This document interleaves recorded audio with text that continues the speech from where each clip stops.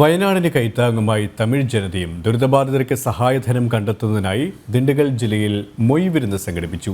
നിരവധി പേർ സഹായധനം കൈമാറി.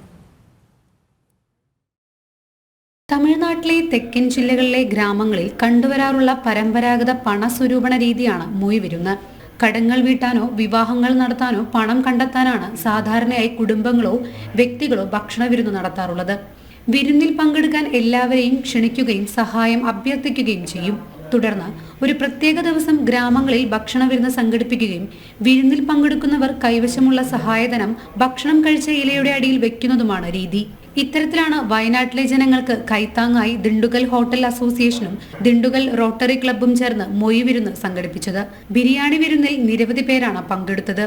വിരുന്നിൽ പങ്കെടുത്ത ഒരാൾ താൻ ഇതുവരെ സൂക്ഷിച്ചു വെച്ചിരുന്ന നാണയങ്ങൾ നിറഞ്ഞ ഒരു പെട്ടിയാണ് സമ്മാനമായി നൽകിയത്. മറ്റുള്ളവർ പ്രത്യേകമായി വെച്ച ഭണ്ഡാരത്തിലും പണം നിക്ഷേപിച്ചു. ഏർപ്പാട് பண்ண நோக்கம் என்னன்னா, வயநாட்டுல சமீபத்துல ஏற்பட்ட ஒரு பேரழிவுல ஏகப்பட்ட மக்கள் இழந்துட்டாங்க.